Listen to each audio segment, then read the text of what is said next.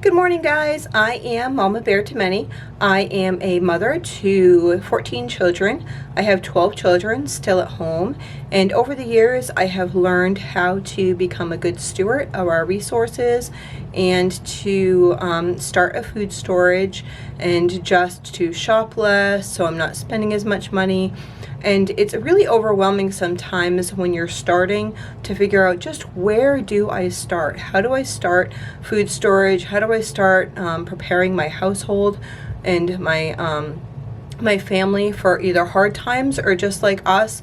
We're not really prepared for hard times. We're more in the mindset of being homesteaders, so we're trying to prepare from season to season. So how do we get started on that? How do we start, canning? How do we start knowing how much food our family actually eats and uses throughout the year?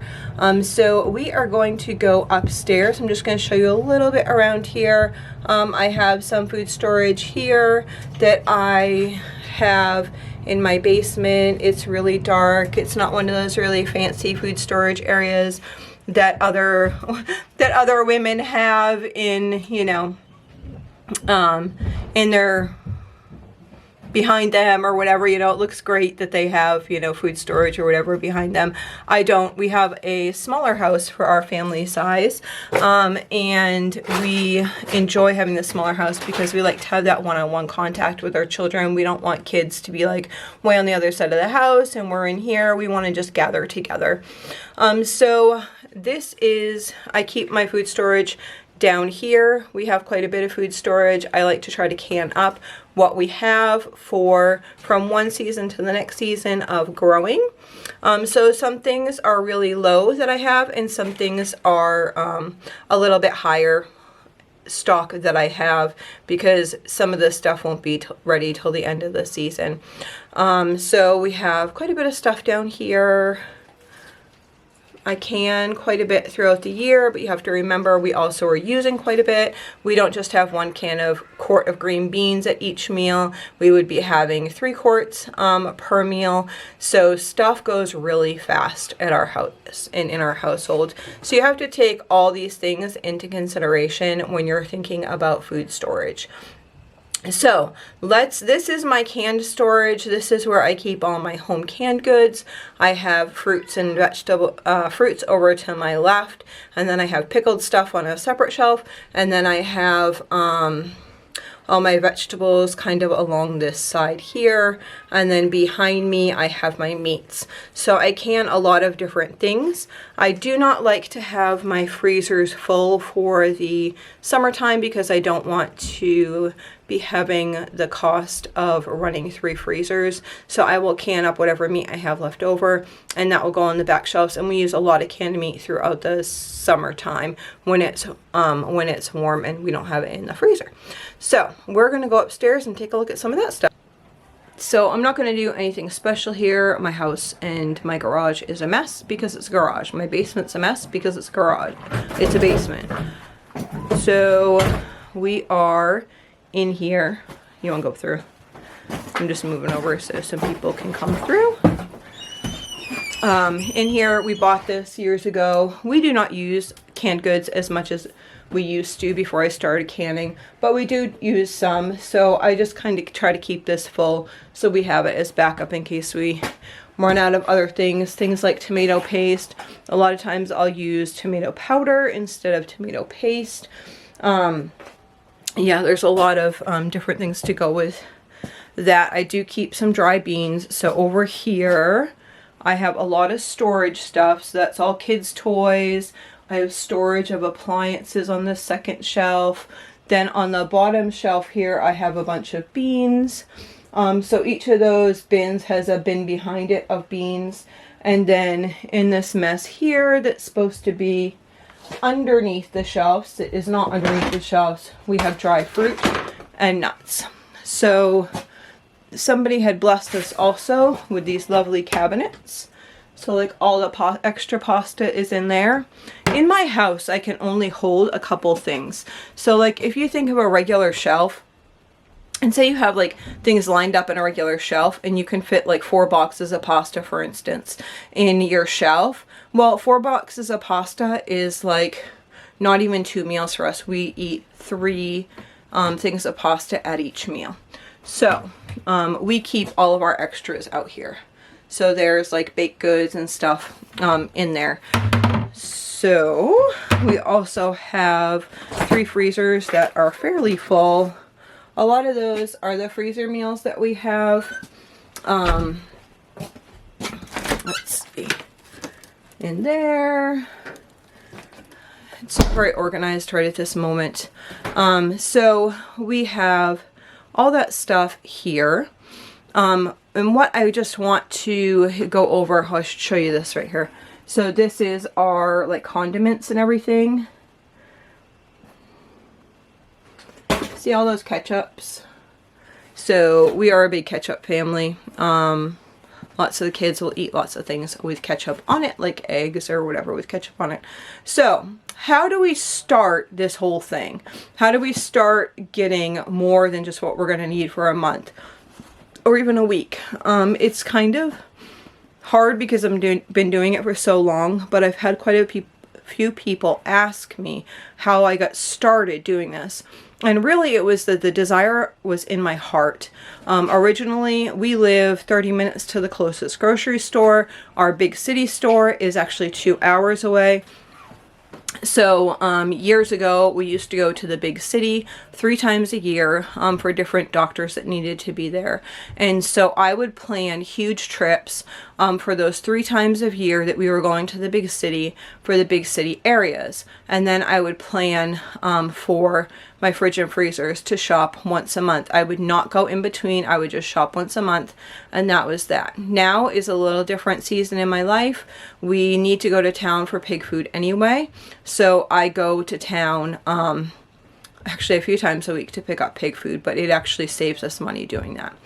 So how I started, I think the biggest tip that I can give you guys for starting a food pantry is when you're shopping to buy 3 of something. So you're going to buy 1 for now. Say on your shopping list you have ketchup and you're almost out of ketchup, so you put it on your shopping list because you need ketchup. Well, you're going to buy 1 for now, and then you're going to buy 2 for later. So if you're always buying 1 for now, 2 for later, you really quickly start to get a storage built up. If you go to the grocery store and you see, say, packages of chicken for sale, see what you could afford to go through. So what I did originally was I took about about a third of my budget, and I fed our family on the 2/3 of the budget.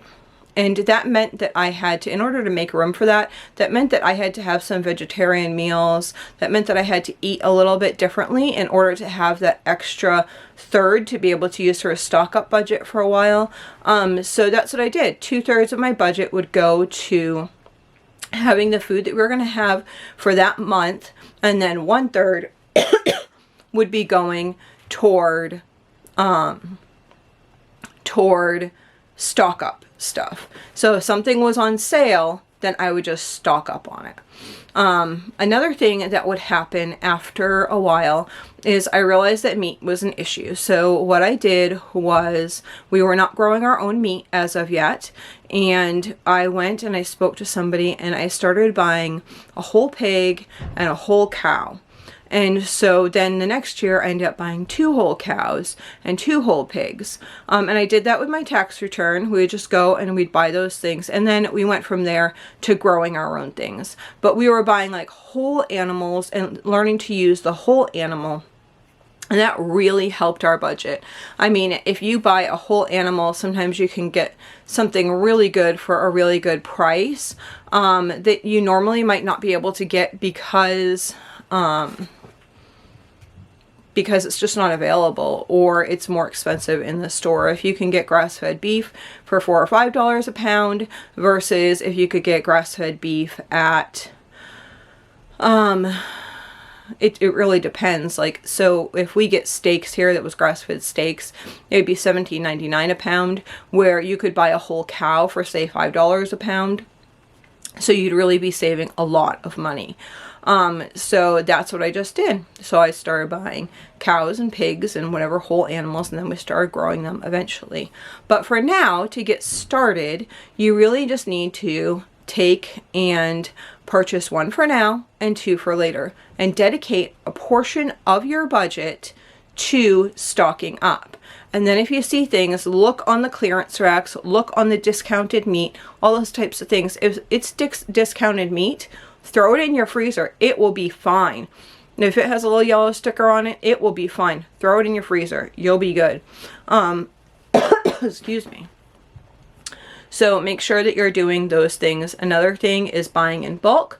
I would save some of my stock up money. Instead of buying 1 pound of beans, I might buy 25 pounds of beans and then put it in a container. Or I might buy, instead of buying 2 containers of oatmeal, I would buy 50 pounds of oatmeal. And that would really save a lot of money in order to start getting your stock built. You want a stock like this for many reasons. I think the biggest reason for me is the cost. If I am always buying smaller portions of things, if I am always buying it as I need it, then I can't plan a menu based around what I already have. I have to always be purchasing things, and I hate always having to purchase things, because then I have to buy it at its full price most of the time. Where if I'm already stocked up, then I can buy it at a sale price, or I can buy it at a bulk price, rather than having to spend so much money as I need it. Another thing is what if I don't have that ingredient? What if I run out of ketchup? Am I going to waste the money to go to the store? Or say I run out of meat. Am I going to waste my gas money to go to a store to go pick up that meat or that cream of mushroom soup or whatever it might be, just for one ingredient in a recipe that I'm trying to make that evening? You know, it can be a lot of things that just waste money like that. So those are some ways that you can get started on your food storage, shopping less often, those types of things. I'm going to break it down and break some numbers down with you guys in the future. We're getting ready to make a long trip, and I have not broken all that down yet for you guys. I did, though, do a food storage video, and I'll link that below, that's talking all about how to do meals and make sure that you have meals prepared for your food storage. So I want you to take a look at that as well, and then maybe combine what you're hearing from me here now and there, and just kind of do a combination of those things. Make sure, but you have to be dedicated to taking a portion of your income and putting it there. And then if you start to get ahead a little bit, don't not continue to buy things. Don't say, oh, this week I have plenty of that, I'm not going to buy things. You really want, for me, I wouldn't go with less than 3 months. You want 3 months worth of stuff in your pantry, because that's going to really help you if anything happens with your husband's job, with your income, whatever it might be. Sorry, my shoulder's really sore, so I've had to like switch the camera back and forth. It really will help you if you can get at least 3 months worth of food storage put away. It will help you financially like 100% if you can do that. So I would make a dedication to try to do that. So make sure your freezers have 3 months full. And it sounds like a lot, but if you start applying these principles today and you start dedicating a certain amount of money, no, it's not going to happen overnight, but you're going to see that it's going to start really quick. And if you're going to purchase things, what I did at first was I was nervous I wasn't going to get enough soon enough. So I started doing things like really cheap things. So I was like, well, I could always eat beans and rice. So I think the first month that I did it, I did like 25 pounds of rice and 25 pounds of beans. And I was like, okay, at least I felt like I was going somewhere that month. And then the next month I added a couple of spices in. And at first I started off going to Dollar Tree and just grabbing some stuff at Dollar Tree that was super cheap that we would actually eat and we could rotate through our pantry. And then over the years, I've just changed that into like what our diet is and those types of things. So as we're transitioning out, you saw a little bit of that when I was using it up in the pantry. I'll link that below. Is some things that I had were not organic, and I wanted to switch those over to organic because of our food challenges that we're having in our household. So I was like swapping those over, but I didn't just automatically get rid of those to start off. I started getting rid of things as I was replacing them with better quality items. So if you are on, like, say, an organic diet, or you are on a specific diet, keep what you have for now, and then replace that with things that would be better suited for your family. All right, so I think that is going to be all for today. It is chilly out here. I am going to try to... I'm working on creating a blog for you guys. One of the main reasons that I want to do that is, like, I have a list. I want to try to create like PDFs of like things that I think that I would use for like check off for my pantry. I would love to create stuff like that for you guys so that you would be able to just take that along to the grocery store or put them in your own files. So I am working on those types of things. It's just, I'm also raising a family with 12 children. So little steps at a time, but I'm glad to have you all here, and I hope you have a blessed day.